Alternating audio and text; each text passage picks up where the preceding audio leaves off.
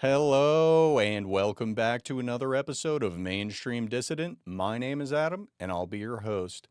Guys, if you haven't done it already, make sure you like the episode. Go ahead and give that episode a like, and I want you guys, if you are audio only listeners, go to Spotify, go to Apple Podcasts, go to your favorite podcast player, and if you have the option, go ahead and leave me a 5-star review. It helps a ton.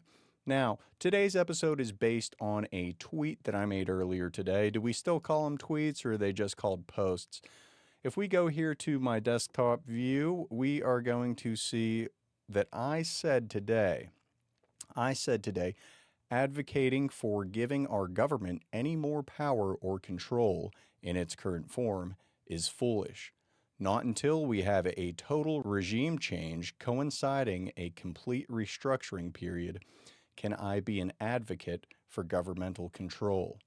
Now, the reason why I brought this up and the reason why I posted this was due to the fact that we had the recent tragedy in Minnesota.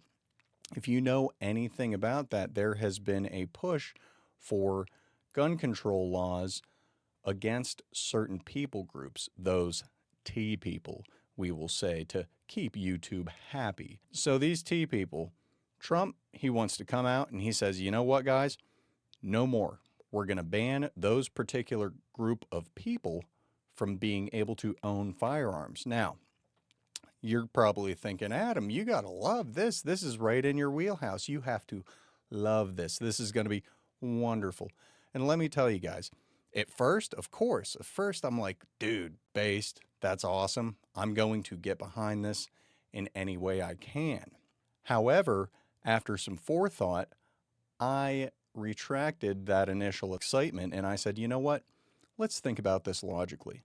So the government in its current form, not my utopian government I'm so pining for, but the government wants to restrict firearms towards a certain people group. Now, if we look around the political climate here, what people group, in today's day and age, what people group is vehemently hated the most as it stands right now? That would be white people.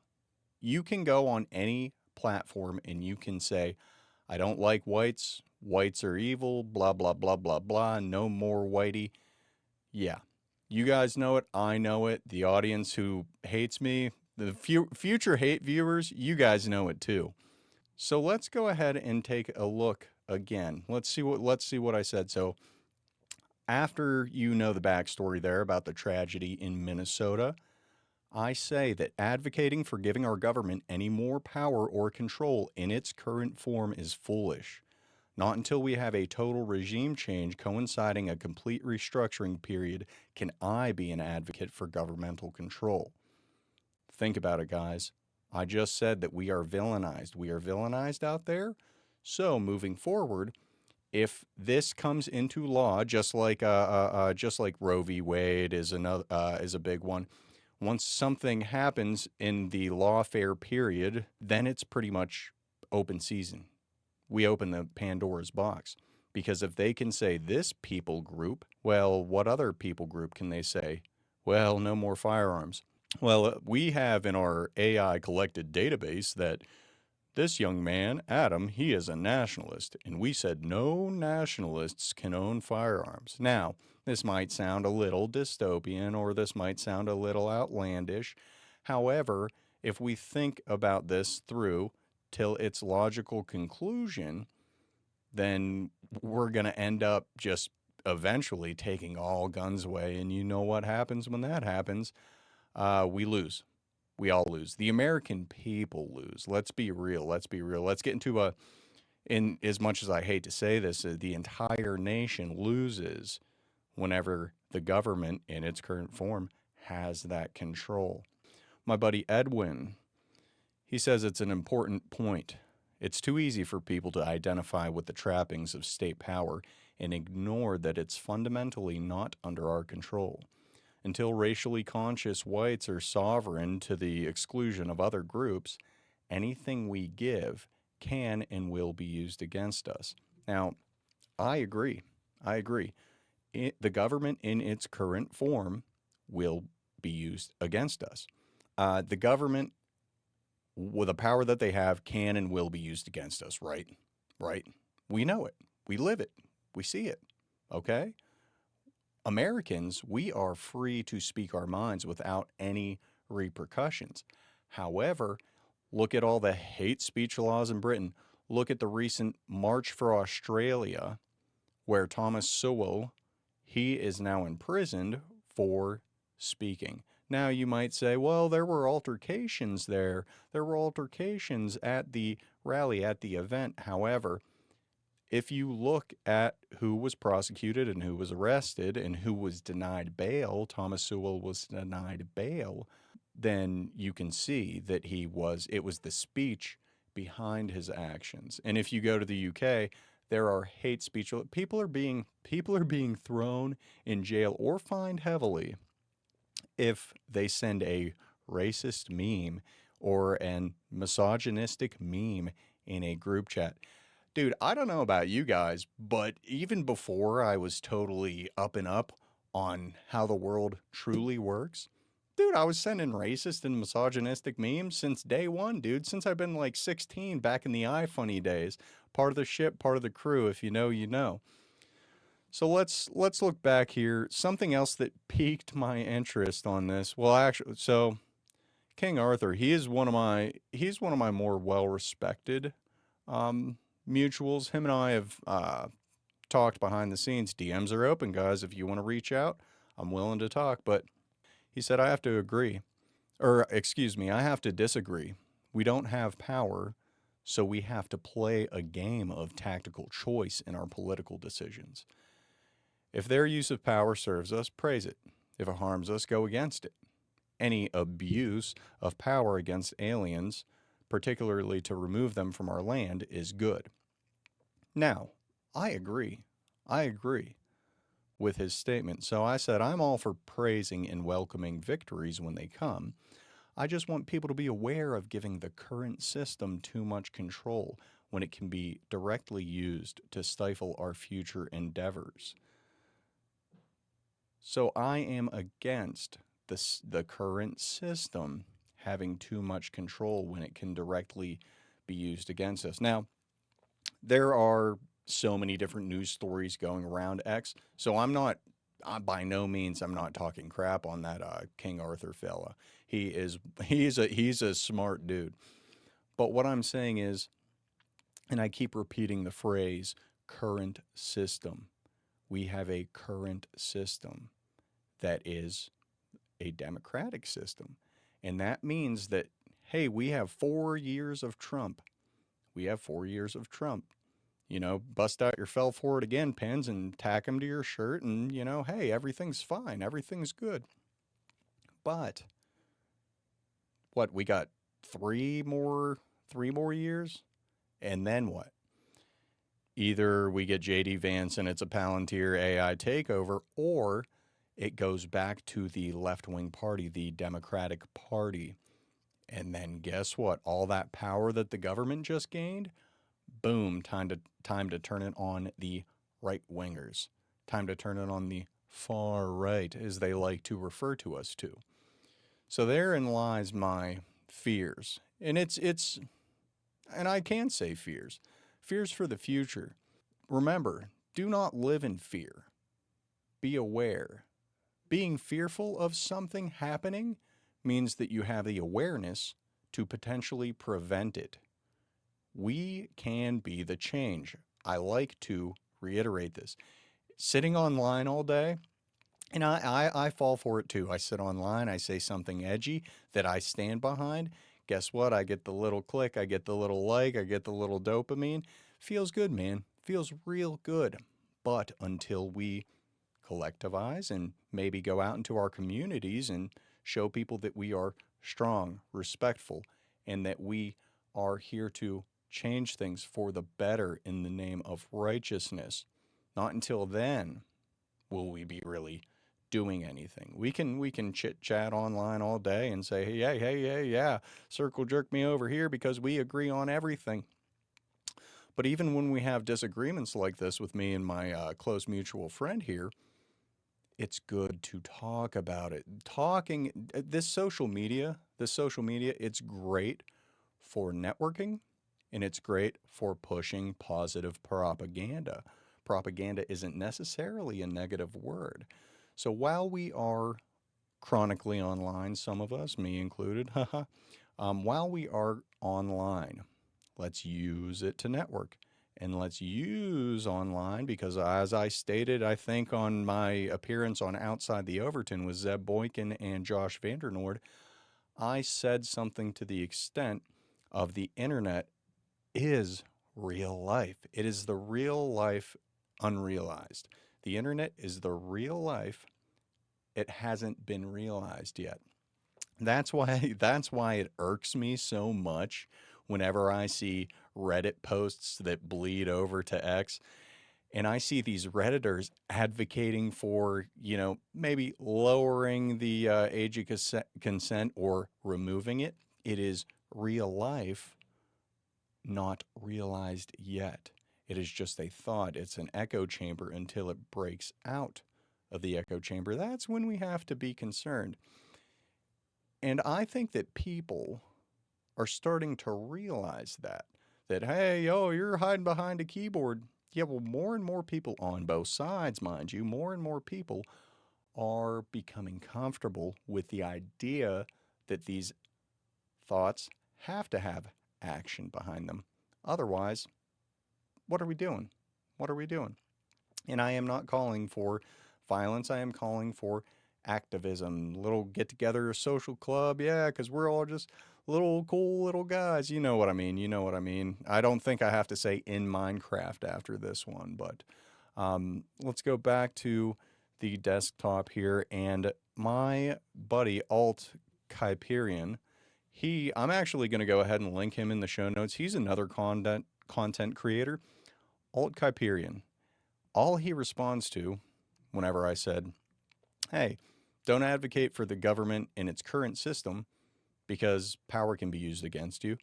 I said, hey, we need a regime change. We need it coinciding a complete restructuring period before I will advocate for more governmental control. Now, he says, Palingenetic Ultranationalism. That's all he says. Palingenetic Ultranationalism. And I immediately Googled it, and we'll get to that next here, viewers, on the next couple tabs I have open. But after I Googled it, I was like, huh, that's pretty cool. That's pretty cool. I just responded, I didn't realize there was already a term coined for me. Very interesting. And very interesting indeed. So if you look up Palingenetic Ultranationalism, the definition of it, you're going to see a little Wikipedia page here and a little AI overview. Now, Palingenetic ultranationalism is an extreme form of nationalism that seeks to regenerate or rebirth a nation through a revolutionary, often violent process, rejecting liberal modernity to create a new, unified, and purified national identity, according to Dr. Roger Griffin's widely accepted definition. Key elements include a radical rejection of existing national and liberal systems, a focus on national rebirth and renewal, and a desire to forge a new, often mythic, national consciousness and destiny. And dude, after reading that, I was like, hey, that is literally me. Oh, I just did the meme. Oh my gosh, that's literally me, bro. But when I read that is, I didn't even know there was a name for it. So of course this piqued my interest. I left the comment back on Alt Kyperian's post, and I did a little bit more digging here, and we'll get into that in just a second. But if you look at the AI breakdown, it says key components here. So palingenetic. This refers to the concept of national rebirth or regeneration, emphasizing a revolutionary break from the past and a creation of a new national order. Love it. Absolutely love it. And then ultranationalism, like, dude, ultranationalism, that's practically just being real, Dr. Robert Griffin. That sounds like some unobtainium stuff. I don't know. Can I swear on YouTube? Is it going to hurt the algo? But ultranationalism, what is this, Avatar? We have to enact ultranationalism if we want to find any of the unobtainium. So, ultranationalism, according to this AI breakdown, this involves extreme devotion to one's own nation, often accompanied by xenophobia, me, a belief in the nation's superiority, me, and a support for authoritarian political structures that can verge on totalitarianism. I don't know about you guys, but that's sounding pretty good. Okay, now, modernity and modernism. Palingenetic ultranationalism is a political form of modernism that seeks to overcome the perceived failures and decadence of liberal modernity. Brother, this just keeps sounding better and better. I don't know about you guys. Like, am I hyping this up too much? Am I like getting my jimmies all rustled for no reason? I'm feeding off of this. I'm loving it, and it is great.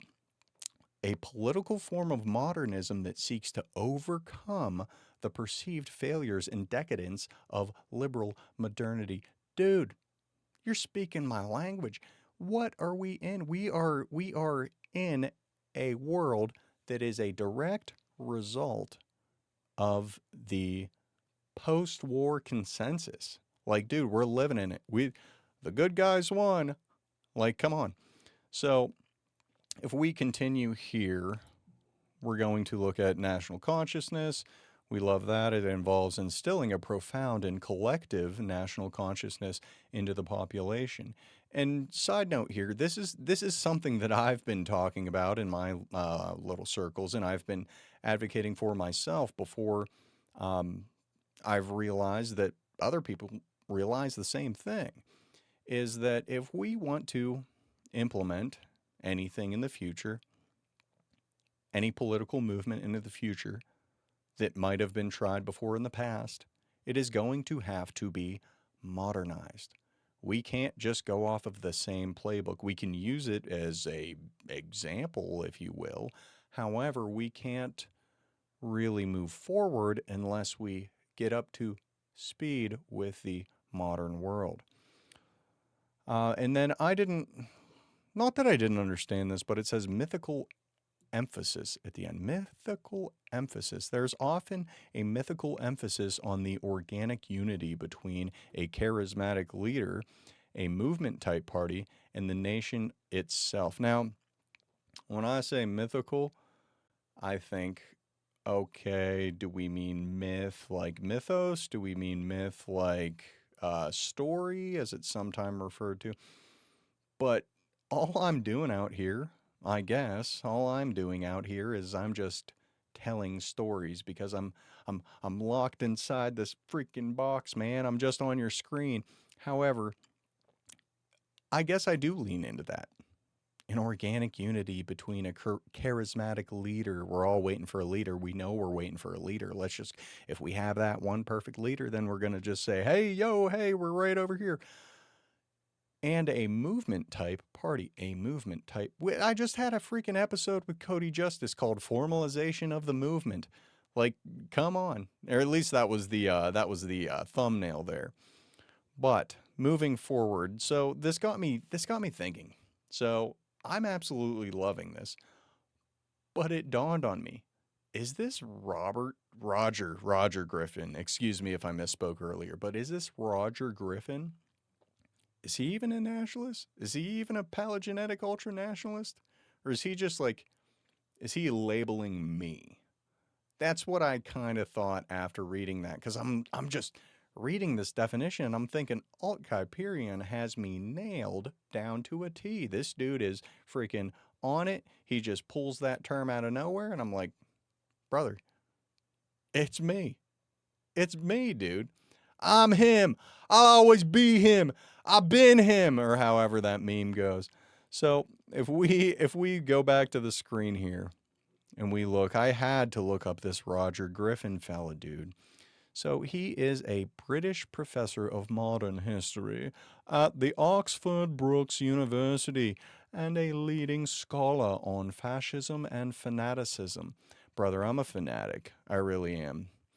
His significant contribution to the field and theory of Palingenetic Ultranationalism. Should I continue with the British voice? If this was a live stream right now, I'd say one's in chat for British voice, two's in chat for back to Adam. And oh, looks like we got a lot of ones in chat. Looks like we're going British. So, Palingenetic Ultranationalism, which defines fascism as a revolutionary organic nationalism centered on a myth of national rebirth from a decadent society, like the national rebirth from a decadent society, like that gives me chills whenever I think about that.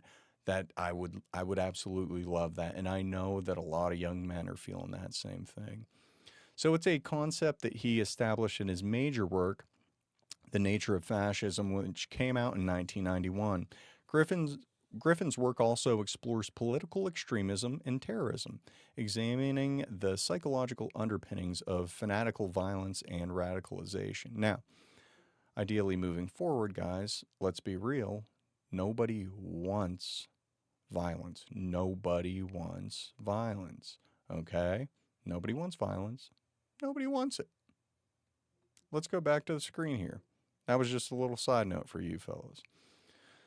So if we look at the theory of palingenetic ultranationalism, Griffin identifies the core driving force of fascism as a utopian myth of of a newly regenerated national community, a concept he terms palingenetic ultranationalism, comparative study of fascism. He has developed a framework for understanding fascism as a generic concept, analyzing its ideological, socio-historical, and psychological dynamics across different regimes and movements. The study of fanaticism and terrorism. Griffin has investigated the dynamics of radicalization and fanaticism, including the concept of heroic doubling. Could you imagine if there were two of me, dude? I would, oh, dude.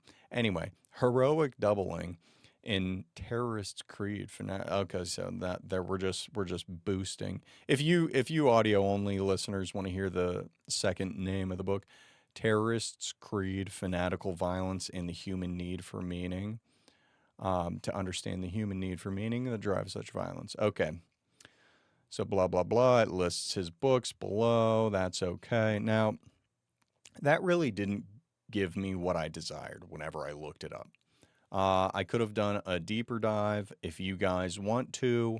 I'm not trying to bore everyone with this Roger Griffin guy, but I was intrigued about, even if he's not one of us, even if he's not one of our guys, which it seems that very few people are, if they're allowed to be prestigious authors. Even if he's not one of our guys, I wanted to look up that book, The Nature of Fascism. In 1991, it was published, so I did. And what I found was that that book, even if it's 34% off, it's still 75 beans. Oh, dude, it's used on paperback. Okay, Adam, don't get distracted. We're filming here. We're filming here. So I wanted to I wanted to look up this fascism. It says it's the first edition, published in 1991, Oxford University Press. Oh, it actually says publication date was September 7th, 1995. So I made this description a little larger for you fellas, just in case you're watching the video and you wanted to read along here. So the description of the book that Roger Griffin wrote, it says, no political ideology has had a greater impact on modern history or caused more intellectual controversy than fascism. It has been identified with totalitarianism, state terror, fanaticism, orchestrated violence, and blind obedience, and it was directly associated with the horrors of the Second World War. Pause. Let's pause right there, people. Just so you're aware, there is a distinction. There's a distinction between fascism and National Socialism. If you guys want to take a look at that after this video, look up differences between National Socialism and fascism. Now, you might not be able to find it on your Google search for obvious reasons, but if you actually follow me on X, I can give you some resources. It's kind of cool. I like learning about this stuff, and that's where I stand. I really like learning about this stuff. So if you guys want to, I extend the offer again. Go ahead and follow me on X, DM me, we'll chat. It's cool, dude. All right. So, and it was directly associated with the Second World War, which left more than 40 million dead. And introduced inconceivable notions of inhumanity. The mere mention of the term today evokes visions of atrocities and ineffable cruelty. Yet the end of the 20th century appears to have spawned a renewed interest in fascism, suggesting that it is time for us to examine our understanding of its ideas, ideals, and inequities. Edited by Roger Griffin, described as the premier theorist of fascism of the younger generation. Hey, that's me. This important Oxford reader demonstrates why fascism strongly appeals to many people and how dangerous the result of this fascination may be. Am I outing myself right now, dude? Okay. It includes a wide selection of texts written by fascist thinkers and propagandists, me, as well as by prominent anti-fascists from both side and outside Europe, before both inside and outside Europe, pardon me, before and after the Second World War. Okay, included in the text on fascism in Germany and Italy, on the abortive pre-1945 fascisms in more than a dozen countries around the world, on reactions to fascism and on post-war and contemporary fascism, with contributions from writers as diverse as Benito Mussolini and Primo Levi. Is that Levi or Levi? Joseph Goebbels and George Orwell, Martin Heidegger, and Max Horkheimer. Max Horkheimer. This compelling anthology provides insight into the depths and breadths of the destructive repercussions of fascist ideology. In no other volume will students of political theory, history, sociology, and psychology have access to such a compendium of key text on this simultaneously intriguing and frightening political force. So, from what I'm hearing, is he doesn't necessarily support it, but I'm wondering if that book here actually will provide accurate information. Now, I'm almost leaning towards yes. It seems like it is a book that is wrote in a manner that is informative. It'll give you the facts. But what I've realized is with any content regarding fascism that's not wrote prior to the end of World War or World War II or prior to really this liberal ideology just creeping into every nation.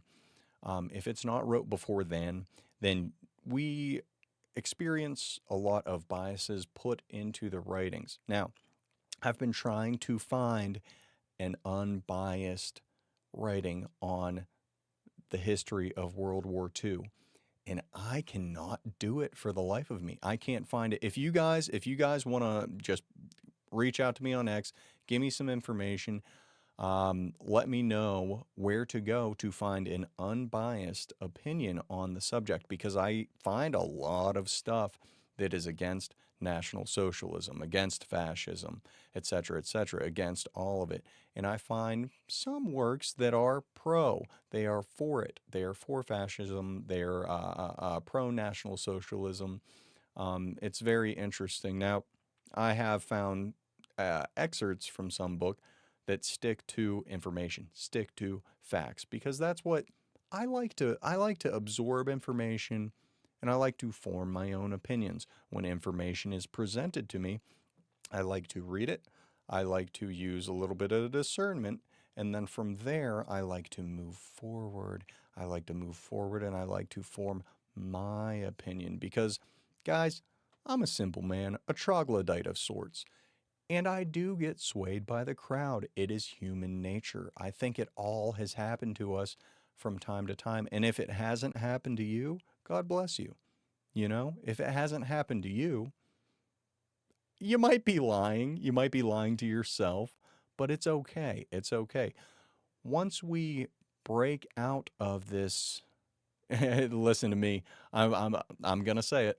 Break out of this group think. The reason I'm chuckling is because I'm all about collectivism, and I'm all about this palingenetic ultranationalism, dude.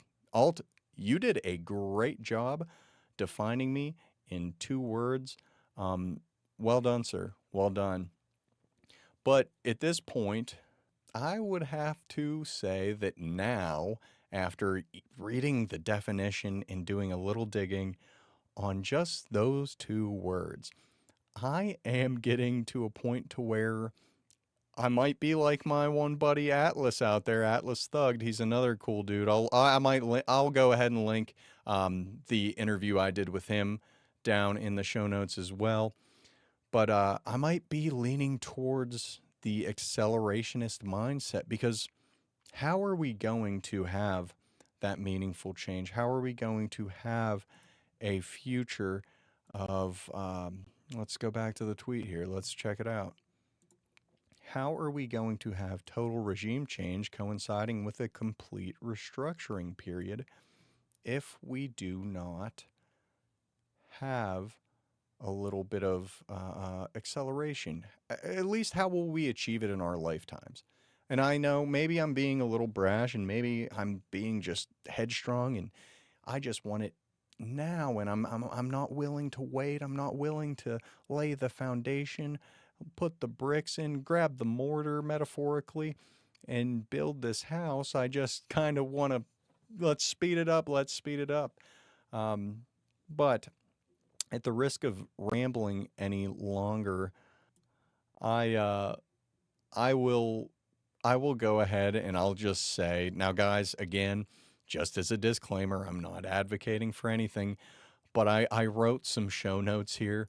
My idea of accelerationism is just it's going to get the people uncomfortable because comfort is the enemy of meaningful change, and we could almost use the fall of a society with the inevitable fall. It's falling all around us. We could use that to make a Christian, race conscious future. Does that make sense? And when I say accelerationism, I don't mean go out there and do something stupid. I mean just, let things naturally progress how they are. I'm not See, this is I'm trying to bring kids into this world, so this is difficult for me, and apologies for trying to further think through this during recording, but it is so difficult because I'm seeking a better future. I'm seeking everything against liberalism. Everything that a liberal believes, I just want to do the exact opposite. Oh, you want to have abortion? Well, then that makes me want to just outlaw it completely under no circumstances. No circumstances. Can you get one? You'll get charged with murder. Oh, by the way, let's nix IVF. There's a lot of cool IVF kids out there, but it just makes me want to test tube babies. It just makes me want to do the complete opposite. Everything that liberalism stands for, I want to do the opposite. And we still can do that. But the more people, and we saw it most recently in the past like 4 to 8 years, the more people that are exposed to the lies and the deceit of liberalism, the more people become like me and want to do the opposite of it and pull back from that evil and pull back from that cancer. We need to cure the cancer. How are we going to do that? Well, call me chemotherapy, baby, because I'm here. Let's do it, boys. Let's do it. Remember, if you like what you heard today, go ahead and click the like button, subscribe to the channel, leave a comment, tell me your thoughts. Go ahead and comment. I didn't remind you at the beginning of this episode because I figured you were going to just wait till the end. You were going to come see me and hang out with me and let it all rock. Let the beat rock. All right, guys, it has been a great time filming today. Thank you for listening to this rant, and thank you for tuning in to another episode of Mainstream Dissident. My name is Adam, and I've been your host.